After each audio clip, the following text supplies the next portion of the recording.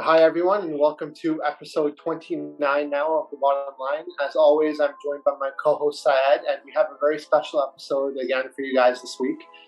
Mostly focused on cryptocurrencies because, as everyone who is following the segment really knows, it's been a tremendous month, right? So, as always, we're going to kick things off with Syed's tech update.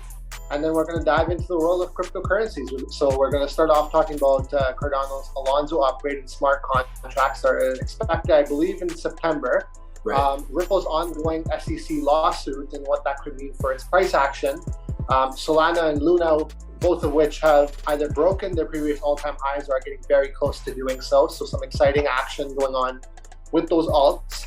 And we also want to talk a little bit more about how Michael Burry has actually doubled down on his bets against Tesla and Cathy Wood. So as everyone might be familiar with, Michael Burry is a legendary short investor in The Big Short. So if you watch that movie, you know exactly what I'm talking about. That's where he made a lot of money, and it's exciting to see what he envisions going on in the market. So we'll bring you a little bit more content on those lines, and we're going to end things off with our stock picks, recapping our previous picks, and also providing new ones for the upcoming, or not upcoming, but rather ongoing trading week. So lots to cover. With that being said, the floor is yours for the tech update. All right, thank you, Deepak, for the introduction. As Deepak said, we have a lot to cover in this episode. Obviously, crypto was showing all greens. It was great. Even in tech and security, there's a lot of stuff that happened. So I'm gonna go over everything I got for you. Let's get started. First, I have a banking Trojan that's called Cinobi, and it's targeting cryptocurrency exchange users via Malvertising. So basically, it's a campaign that's labeled Operation Overtrap that targeted Japan with the new banking Trojan, which is called Cinobi, right? And the campaign, which was perpetrated by a group they named Water Kappa, and it delivered the spam. It also delivered the Trojan using the bottle exploit kit, which is included in the new Internet Explorer exploits. Basically it's using malware that was distributed only to Microsoft Internet Explorer users. So if you're still using Microsoft Internet Explorer, get off that, and you got to get on Edge. That's why I thought I would bring this up, but once again, it was through social engineering based and people clicking on links and stuff, phishing. I'll put the article in the description. It's a nice read. Thought our viewers would be interested. Again, it's Japanese based, but as you can see, phishing and social engineering is worldwide now, right? And crypto exchanges and all that are a major target for social engineering. Moving on, there's a new Android malware hack that's hacking thousands of Facebook accounts. So it's a Trojan that's been found to compromise Facebook accounts of over 10,000 users in at least 144 countries since March 2021 via fraudulent apps distributed through the Google Play Store and other third-party app marketplaces. Next, I got news on Splunk. So Splunk's spotting malware targeting Windows servers on AWS to mine Monero. So it's based on RDP, which is Remote Desktop Protocol on Windows, and it's enabled instances attacked. It's RDP enabled instances attacked, perhaps via Iran or China, and then it uses Telegram desktop client for command and control. You can read the article in the description below, because I got more stuff to cover, but this is a really interesting read of how it's mining Monero using Splunk, and this malware is quite interesting in my opinion. Next up, I got cross-chain DeFi site Poly Network got hacked, and I'll talk more about this when I talk about Solana and Luna later on in the segment, during the crypto segment. But this cross-chain DeFi site got hacked, and hundreds of millions potentially lost. So the DeFi platform Poly Network was attacked on Tuesday last week, and with the alleged hacker draining roughly 600 million in crypto. That's dollars, US dollars, and again, as you'll see on your screen, there's a tweet from the Poly network. So this impacted the Poly network, and it was attacked on the Binance chain, Ethereum, and the Polygon. So if you have Polygon Matic, unfortunately, you were impacted, and basically the assets were transferred to a hacker's address, Ethereum address. And again, there was a tweet by Poly network that actually said with the address of the hacker. And basically, Poly Protocol is a protocol launched by the founder of Chinese blockchain project Neo, operates on the Binance Smart Chain and Ethereum and Polygon blockchains. And Tuesday's attack struck each chain consecutively, with Poly team identifying 3 addresses where stolen assets were transferred. And at that time, Poly tweeted news of the attack. The 3 addresses collectively held more than $600 million in different cryptocurrencies, including USDC, Wrapped Bitcoin, Wrapped Ethereum, and Shiba Inu blockchain scanning platforms. And that's what they found when they scanned their blockchains. And remember, wallet addresses are public, so anybody can see what you hold and stuff, right? It's not that hard to see what you're holding in your wallet. So yeah, that's how they found out. But it's incredible that cyber criminals are going after crypto all the time now. Like, it's all over the news, right? So there's something to be aware of if you're looking to get into crypto. That's why we always say have your own wallet and stuff like that as well, right? Keep your crypto secure. It's all part of being a good investor, keeping your assets safe. Next up, we're going to talk about some phishing. So Microsoft, they had an evasive Office 365 phishing campaign active since July 2020. Again, this is a great read, and it's just an ongoing phishing campaign that lures targets into handing over their Office 365 credentials using an invoice-themed HTML attachment and various information about potential victims, such as email addresses and company logos. And it's basically a very well-crafted social engineering and phishing campaign, and it's still ongoing. Microsoft's still looking to put a stop to this. And then there's a marketplace in the dark web called AlphaBay, and it claims that it's back up in business. So 4 years ago it got shut down, but apparently an article came out saying that it's back up again in business. So it's registered and reported a 1 billion in transactions. The scammer is touting the launch of the new version of the illicit marketplace, according to threat intelligence firm Flashpoint. And in an online posting earlier this week, someone claimed to be one of the original moderators of AlphaBay that the marketplace was coming back into business. So again, law firms are on this again, and they're going to crack down and probably shut it down again. But that was an interesting read, so you can check it out if you're interested. Next, there was a network access to Pakistan's top federal agency, FBR, and basically it got hacked and it got sold on a Russian forum. So yeah, this is another interesting article where financial institutions and banks of countries are getting targeted by hackers and they're being sold in the dark web. Google releases tool to help developers enforce security, and this tool is basically they announced it this week, Google, and it's just later 8 for developer, a tool that automates security tests and check projects attributes to ensure that the security of an open source project has not changed. And it's named as All Stars, and the tool uses GitHub API to check the current state of the project, development branch settings, and other attributes to ensure the critical aspects of the projects have not changed. So this is great for developers, and Google is really emphasizing security as well. So this is good to see. Facebook is adding end-to-end encryption, according to them, on audio and video calls in their app called Messenger. So before, for those of you that may or may not know, Facebook and WhatsApp, they're all one entity, right? They claim that the text that we send, like to any type of texting you do on Messenger or WhatsApp, is end-to-end encrypted.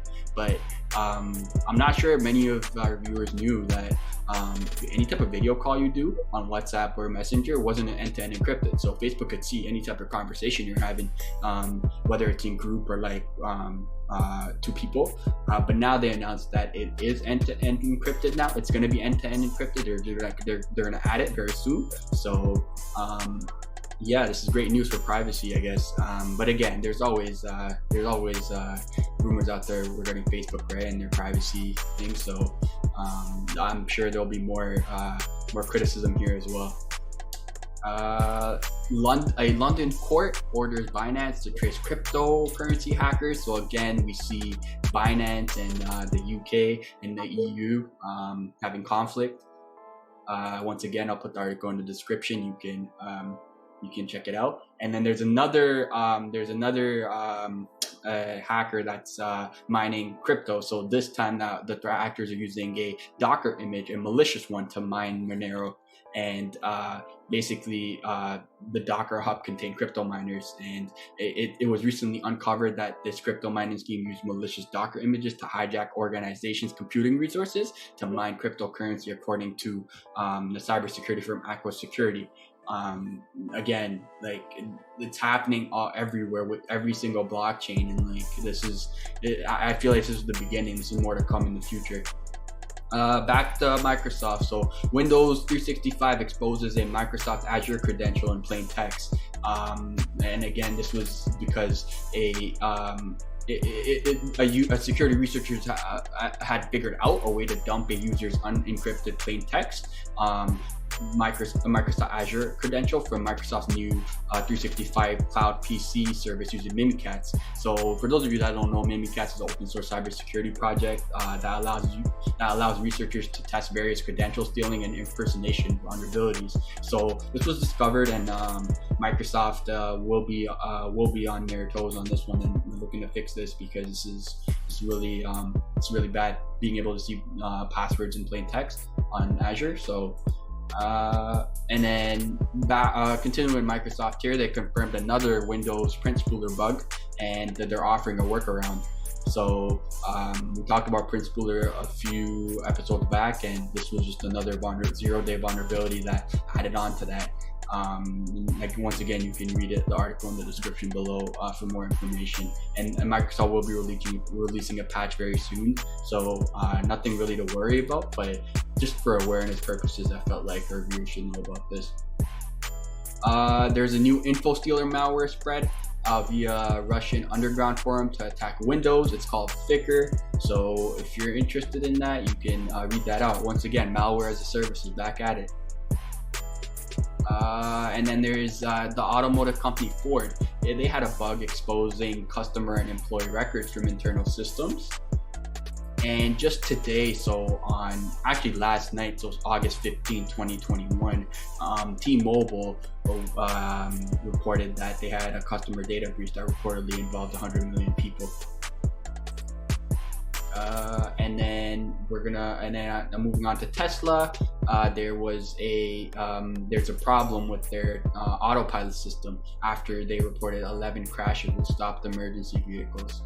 So we always talk about this, but when we're talking about automated vehicles and EVs, but EVs still have a long way to go, in my opinion. And this basically attests to this, right? Because I don't care how automated it is right now, it still can't drive as well as a human, right? It's bound to have accidents and stuff. And I'm always curious to see how, like I've never driven an automated car before, so I don't know how it feels, but I'm always curious though, can a automated car drive as well as a human? So this article, I found it interesting. So yeah, I'll put it in the description below. But yeah, this wraps up my lengthy tech update. Hope it was informative for you all. And yeah, we'll talk more about crypto though in the episode. So let's get it rolling. All right. So thanks for that tech update, Syed. Very informative as always. Just before we dive into our crypto segments for this episode, I just wanted to give everyone a brief snapshot of what the market cap is looking like right now. And I think I remember reading earlier today that the crypto market cap is actually over 2 trillion overall now. So clearly a lot of money has flowed into the crypto markets, right, over the last month. So I think, yeah, over at the top where you highlighted, just under 2 trillion right now, right? So at one point today, it actually was over 2 trillion, which is absolutely incredible. It just shows you how much money is starting to flow back into the markets. Yeah. Another thing that's noteworthy that I was reading about is the fact that contrary to May, the amount of leverage in the market is actually a lot lower. So what that means, in my opinion, is the fact that if you take on more leverage as a retail investor, especially, there's always that risk of being margin called, right? In terms of like your financial institution calling back the loan that you've advanced for yourself to buy these cryptocurrencies, right? So I think having less leverage in the market is ultimately beneficial for cryptocurrencies as a whole, because we really want to start looking at this as an actual asset class rather than a casino where a lot of people were thinking it was back in May, right? And that's really reflecting a lot of those shit coins we can talk about that were going to the moon, so to speak, that have really gone to almost zero, right? Like I think Safe Moon is one of them that got completely obliterated. In the Doge is market. still out though. Doge is still up there. Yeah. So Doge is still out there. It's one of the most popular ones. So I guess that's the go-to for the meme investors. But yeah, just looking at a snapshot of what's happened here, you still see Bitcoin obviously number one in terms of market cap at 865 billion.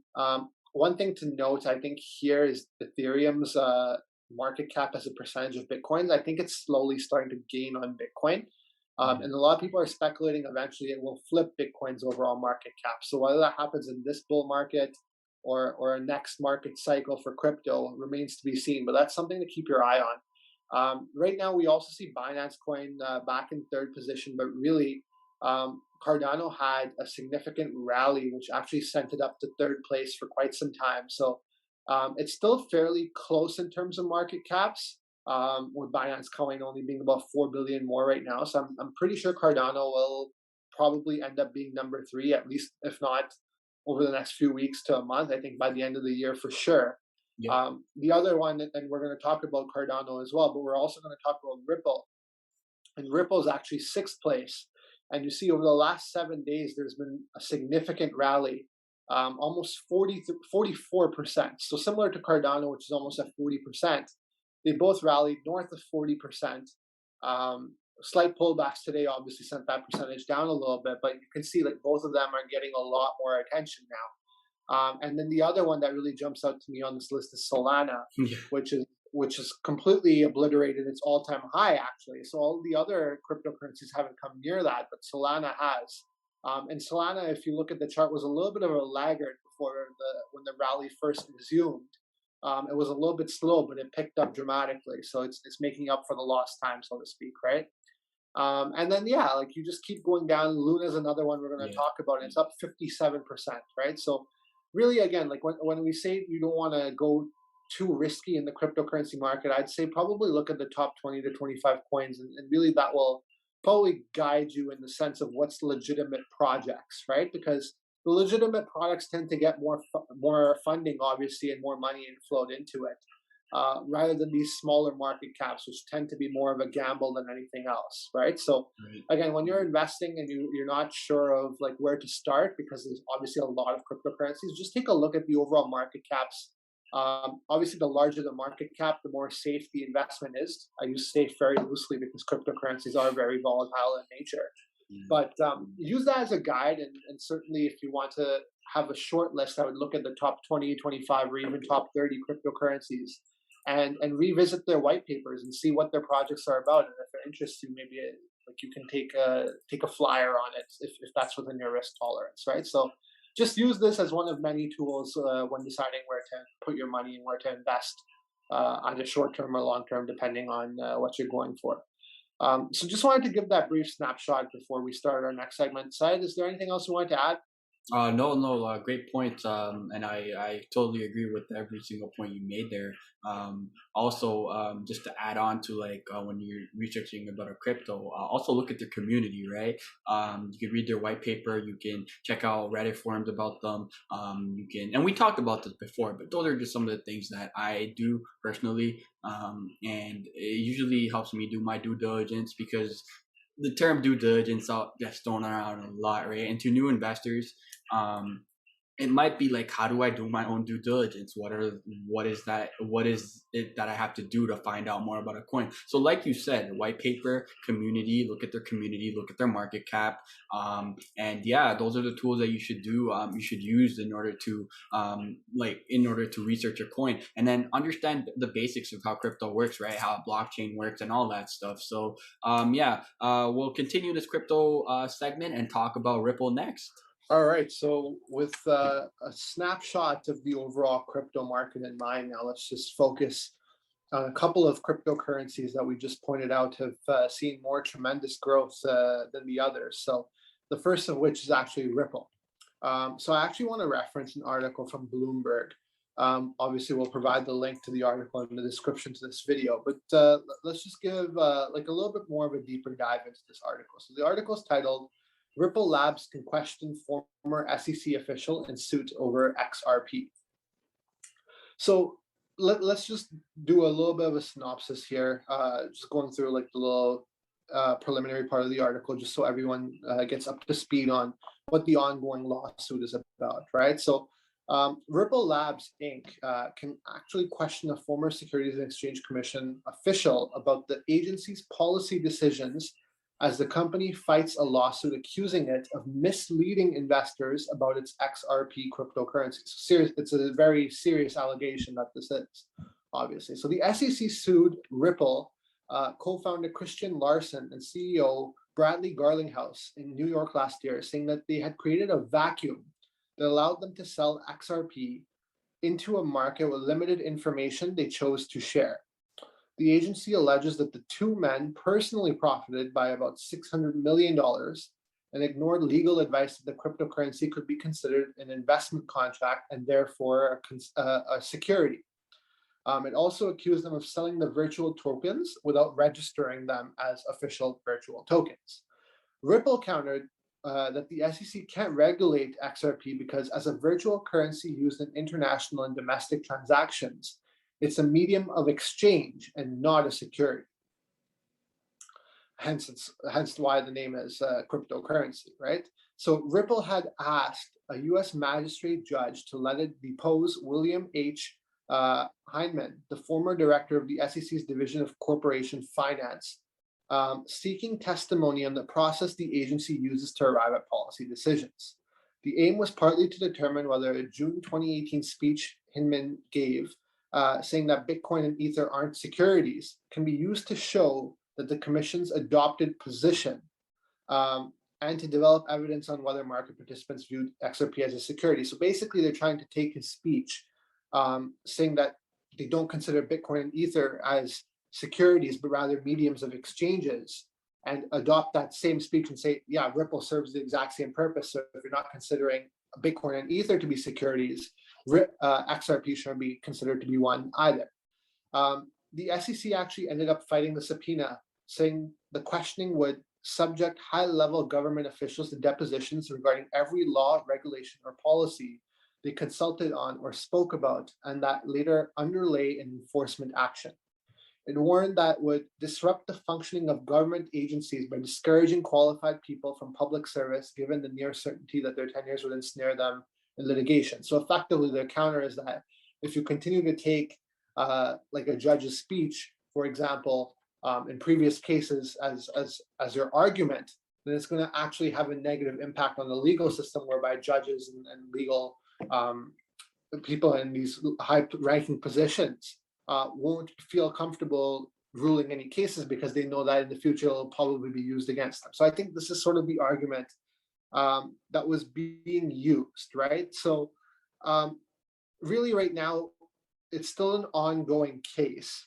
Clearly there's both sides here. I'm not going to really comment on which side I agree with, one or the other, because obviously this is a legal dispute going on, and I'm not necessarily qualified to opine on that, obviously. But it's interesting the stance that Ripple is taking, because in a way I do also agree that the fact that if you're ruling as Bitcoin and Ether one way, why is XRP treated as another, right? It is being used as a medium of exchange. And then on the other side, I understand taking things out of context from previous rulings. The situation is not always the same. the case facts aren't always the same. So I understand why there's both sides. So it seems to be this back and forth that they're stuck in right now. The reason why I wanted to really bring up this whole lawsuit, Syed, if you can actually bring up the chart for Ripple, I just wanted to comment on how this could potentially impact price action for Ripple. So clearly we know, looking at other cryptocurrencies, that most of them have made a new all-time high in this cycle.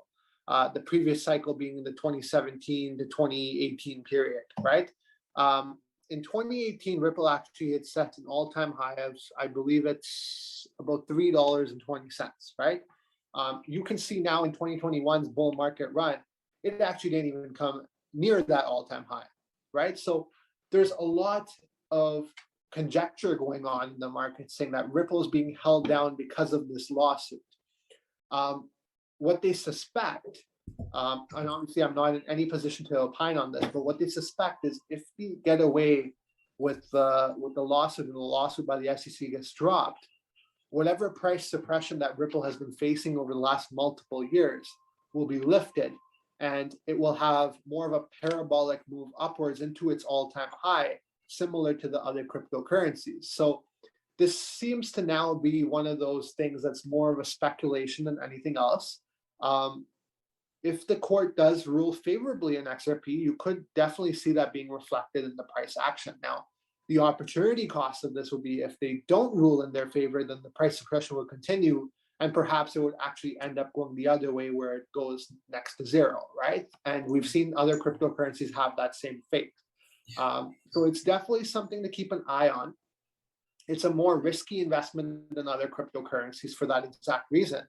But there is potentially more upside in XRP than some of the other cryptocurrencies, just by virtue of the fact that it hasn't yet cleared its previous all-time high set in 2018. So if you are more of a speculative investor, this is something that you could possibly use in terms of making your own investment decisions, right?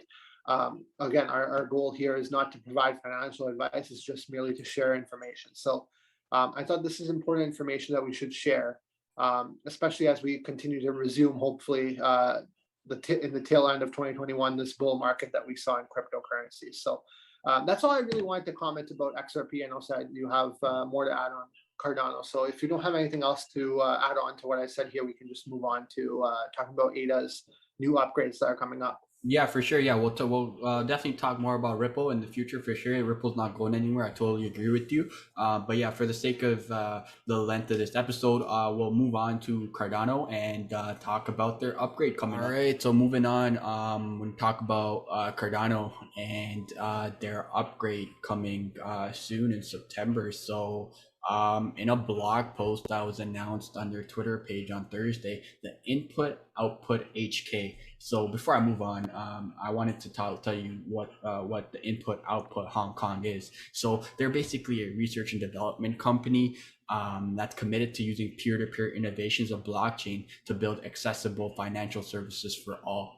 So with that out of the way, and for viewers not being confused of what I'm referring to here, so they're a company that does that. Now their team tweeted, they outlined the impact of the latest Cardano hard fork implementation, Alonzo, which will have an advanced network for businesses and developers, alongside a new added support for smart contracts. And smart contract is like the golden word nowadays in cryptocurrency. So Michael Peyton Jones, the software engineer head at this company, Input Output Hong Kong, explained that the hard fork has been named after Alonzo Church, who is, for those of you that may or may not know, he's a US-based mathematician and a logician who studied the foundations of theoretical computer science.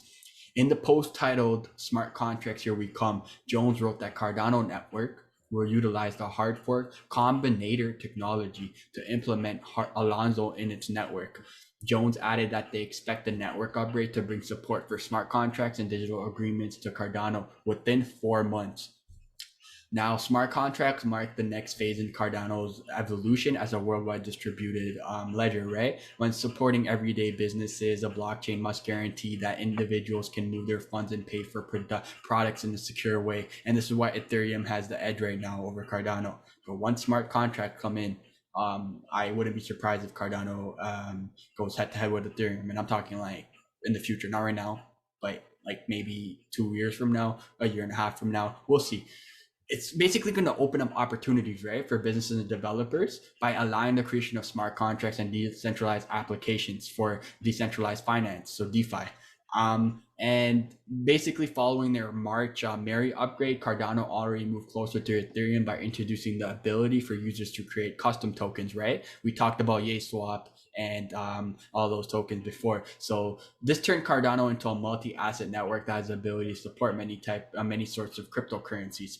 Although Sunday Swap was kind of a disappointment, I'm still like I'm still optimistic about the entire Cardano blockchain. Now, this Alonzo upgrade will also allow developers to work with collectibles, crowdfunding, and auctions. So, considering like the strong business case for these and like NFTs and all that stuff. So IOHK, again, the same company, their CEO, Charles Hawkinson, had previously said that their upgrades, so NFT projects, would typically be running on the Ethereum network, and they're going to move to Cardano once the upgrades are up and running, and hence they are gearing up for competition. And I'm really excited for this. This is great news for Cardano. And I don't know if the prices are going up because of this for Cardano, but I wouldn't be surprised if it goes up even more. Right now it's just a bull market, right? We see characteristics of a bull market. If Bitcoin goes up, Cardano's up, everything else is up. But this is a catalyst for Cardano going up on its own. So that's the thing, right? But like, however, keep in mind though, for our viewers, like alongside the introduction of these custom tokens and other features, the Cardano ecosystem aims to primarily establish a strong foundation for smart contract support, and a final date for the Alonzo upgrade implementation was not given. However, according to the blog post, they're looking at the end of summer. So sometime in September. So May and June will be a time for quality assurance and testing with users, which they've done, and then it'll be followed by a future freeze lasting for 4 weeks. Then they're going to provide a crypto exchange and wallets with time to upgrade and prepare for the Alonzo protocol update. So that was referring to one article. And then another article came out recently that says that the Alonzo upgrade is scheduled for September 12th. So the anticipation for end of summer was correct. As September 12th is the day, and that's the day that Cardano is looking to put in this upgrade. And again, you can check out Input Output Hong Kong's Twitter, which the link will be in the bio, and that's where all the updates are. And they basically tweeted it's happening. We're targeting September 12th, 2021 for Alonzo upgrade, bringing smart contracts to Cardano via hard fork combinator event. Find out about the journey to a new era of smart contract, DeFi, and more for Cardano. So exciting news for Cardano holders, and we'll see what happens with this price. As I said, it is at its it is past $2 right now, and that is because like we are in a bull market. We see characteristics of a bull market. It's just following Bitcoin's lead. But this, I'm gonna repeat this fact again, that this is a catalyst for Cardano to go even higher than it is already. So like Deepak mentioned when we were just going over the market, it bounced to the third overall coin in terms of market cap, right? And I wouldn't be surprised if it just bounces back up right up there again come next month. So keep your eyes on Cardano. Keep your eyes out on IOHK's Twitter as they have updates on this project. And yeah, we'll talk more about this next month, September 12th. All right, so with Cardano out of the way, I also wanted to talk about Solana and Luna, as they hit all-time highs on Monday. Right? And like we saw when we were going over the charts, right? They hit their all-time highs, and I saw this article on CoinDesk.com, and I actually I mentioned about I talked about this during their tech update too, but there was a big DeFi hack, right? And that impacted like blockchains, right? And despite this hack, Solana and Luna still hit their all-time highs. So that was quite surprising to me because it just shows that the price rally for the tokens representing the two projects that are built for decentralized finance sector, so that investors remain confident about the industry, especially in the layer 1 protocols, right? Despite security risks that were exposed by the hack that I mentioned during the tech update. It's still hitting all-time highs. So again, we are in a bull market, and I guess it's just following Bitcoin's lead. But at the end of the day, though, like I think security, if like these blockchains continue to get hacked like this, security will be a catalyst based on which will determine these coins' price in the long run. But that's what I found interesting about this. And again, just to summarize the hack for our viewers that happened. Once again, referring to our article.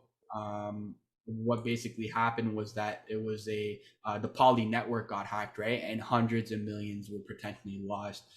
It was basically roughly $600 million in crypto. So that was huge. So despite this fact, you're seeing these all-time highs. So it kind of goes against the fundamentals, because normally when you see stuff like this, like things getting hacked and stuff like that, the value of that asset goes down, right? But here you're seeing something opposite. So found it interesting. That's why I thought I would mention it. But yeah, we'll talk more. Definitely talk about like these coins, and also Ripple, and obviously the big boys, Ethereum and Bitcoin, in future episodes, as crypto is a major topic that we talk about, of course, because it is the future. So yeah, that wraps up our crypto segment for episode 29, and we'll definitely have more coming for you in the world of crypto, from the world of crypto, on our social medias, and also on episode 30 and the episodes going forward. But now we're gonna move over to the stock market, and I'm gonna throw it over to Deepak, as he wants to talk about Michael Burry and how he's doubling down on bets against Tesla and Cathy Woods. So Deepak, over to you. Perfect. Now that we've got our cryptocurrencies out of the way here, let's dive a little bit deeper into the stock market. So actually, I wanted to reference one other article from the Business Insider, which recaps Michael Burry's latest moves. So as we mentioned in our intro, Michael Burry is really the star of that.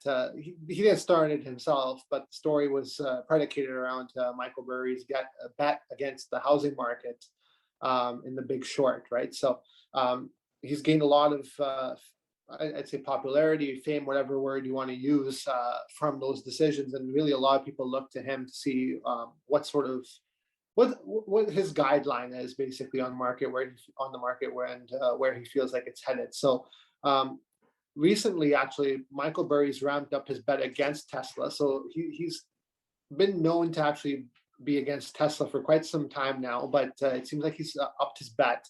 And he's also revealed a new wager against Cathy Wood's ARK Invest. So Burry's Scion Asset Management Company held bearish put options on nearly 1.1 million shares worth of Tesla, worth 731 million at the end of June, which is an increase from its puts on 800,000 shares, so 300,000 more shares 3 months earlier. Obviously, he's repeatedly accused Elon Musk and his electric vehicle company of overpromising and under-delivering. And he's also said that Tesla's valuation isn't sustainable and that its stock will collapse. However, as we all know, Tesla shares are up more than 7 times since the start of 2020. So it's been on a tremendous run, at least for the year of 2020. Over the last, I think year to date, it's actually down, but clearly it went through a parabolic run up. Scion Asset Management also revealed puts on 235,500 shares of ARK Innovation ETF as of June 30th, which is Cathy Wood's flagship ETF, which is also more than doubled in value since the start of 2020, and invests in growth stocks like Zoom, Coinbase, and Shopify, with Tesla being its largest holding. So basically, just to recap what a put is, so Scion's puts give it the right to sell Tesla or ARK shares at a specified strike price before certain expiration dates. So for example, he could say he could buy puts at $700, saying that the stock price is going to go below 700, and he would naturally benefit from that put option, right? in a tweet in February, Burry also said that Cathy Wood's promises of disruptive growth and transformative technologies wouldn't be realized. He said ARK is in a defining era, and if you know your history, there's a pattern here, that can help you, and if you don't, you're doomed to repeat it. Just to give a little bit more of a preamble on what other moves Scion Asset Management has made, it made a lot of other changes to its portfolio last quarter, snapping up Discovery stock and buying bullish call options on Walmart, Cardano Health, and Mexon. On the other hand, it sold its stakes in Occidental Petroleum, Meredith, and Zymeworks. Really, so like, again, if you want to use him as sort of like a benchmark for, if you're a bear, I guess we can say, it's always good to see what people like this are doing. Again, like I always try to stress the fact that you want to have an idea of where the market's headed overall. It's also interesting to really see how these minds are thinking, especially as someone who bet against the housing market and was very successful in doing so. Personally, I'm very interested in hearing what sort of moves Michael Burry is making. That's not to say I'm a bear on Tesla, and that's not to say I'm a bear on Cathy Wood, because I do think a lot of those companies are here for the future. But again, his puts, if you think about it, it could be short term as well, right? If we do have some market weakness and it wipes out the growth stocks in particular, he would benefit a lot from it. And the same thing with GameStop. So last year he bought call options on GameStop. GameStop exploded to $400 a share, right? So I mean, that doesn't mean it's going to stay at $400 a share, but I'm sure he took some profits, right? So it's always good to keep an eye out on what the big money is doing, especially if you aren't a long-term investor. If you're a short-term investor with a shorter time horizon, this is definitely something to keep in mind. So again, just try to follow what these big-time investors are doing. Not to say you have to copy their every move, because no one's perfect, but it's just more information, and ultimately that makes you a smarter investor. So just keep all these things. All right, now moving on to our final segment. As always, with every episode, we end up with our stock picks. First, recapping our stock picks from the previous episode, and then giving you new stock picks for the trading week. So from episode 28, my stock pick was Apple, and one of the reasons I chose Apple was because of fall, right? And how they always release their new products in the fall. So it wasn't really like a pick for that week, but more a long-term week. But I thought I would mention that anyways. But I just have the chart for reference though, and I just want to show our viewers the 1 year chart. And normally, like around the fall, right, they release their new products, right, and that's where you see like highs in the chart. So as you can see, September 1st, 2020, they had a little peak right here at 134, right? And this was when, I believe, like around this time, that's when they announced the new iPhone last year. So I wouldn't be surprised again come September when they announce their new products coming this fall, that the price is gonna go up. So that's why I chose Apple. And again, it's Apple, right? So it's again a great long-term hold, and I have a position in it. I'm gonna continue increasing my position as time goes. It's a great company to have a position in. But yeah, Deepak, I'm gonna throw it to you, as you chose Tesla for the previous trading week. Yeah, thanks, Syed. So again, for Tesla, it's one of my longer term holds as well, but it's also one of those stocks that you can day trade based on the patterns that I've seen for short term swings. Really, at 686, it's still down year to date. If you go look at the year to date chart, Syed, not the 1 year, YTD. Got it. Yep. Yeah, perfect. Yeah, so like it's still down overall. About 6%. I think over the last 6 months, it might be down even more than that. You can just take a look. So can you click on 6 months? Yeah, exactly. So it's down about 14% over the last 6 months, right? And for a company as large as this, really, again, you don't want to consider it to be an EV company. It's a renewable energy company as well, right? So they're doing a lot of different things here. There's a lot of innovation going on, and I think ultimately they're going to be the dominant player in this space, at least for the foreseeable future, right? So I think there's a lot of long-term gains again to be had here. So again, if you're a short-term investor or a long-term investor, you definitely want to look at Tesla as a company you can possibly invest in.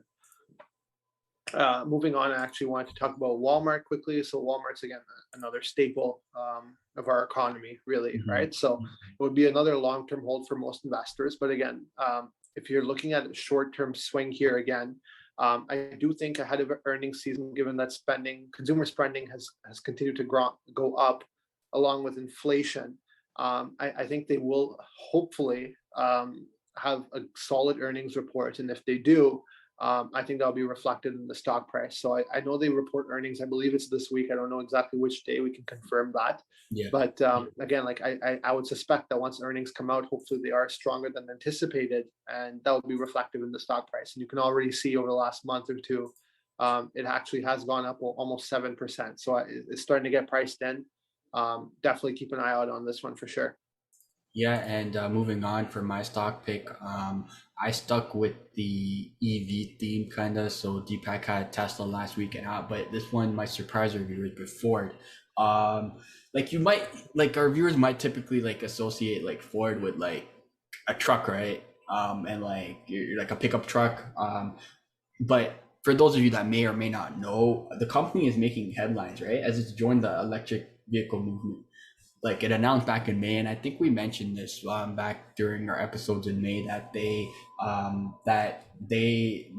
will this year spend $30 billion on EVs, and over the next few years, and they're going to be releasing 30 new EVs on the market by 2025. Again, if Ford enters the EV space, and you see more and more automobile manufacturers do this, right? It's definitely gonna get its stock up. So just looking at its chart right here, I would look at its a year, and it's up 92% right now. So and then even like its year to date, right? It's up 57%. So if they enter the EV market, which they're scheduled to do so, I wouldn't be surprised if this goes up even more. So keep your eyes out on Ford. And again, not just for this trading week, but long term as well, because as we always say, EV is the future, and Ford can be a major player in there. But yeah, we'll recap these stock picks next week and have more for you, more for you next week as well. More stock picks for the trading week in 2 weeks. With that being said, that wraps up weekly episode 29. Once again, thank you for streaming the podcast. For those of you that are listening to the audio, and for those of you watching on YouTube, thank you very much for tuning in. We are almost at 10,000 on TikTok and at 100 subscribers on YouTube. So once again, we appreciate all the love and support that you all are giving us, as we always want to get back to you guys. So it's great to see that you guys are supporting us, and we try our best to give you back valuable information that would help you in your daily lives. With that being said, I myself, Syed, and my co-host Deepak would like to thank you for tuning in once again, and we'll catch you guys during weekly episode 30 next week. Thank you, everyone. Thanks, everyone. Have a great week ahead.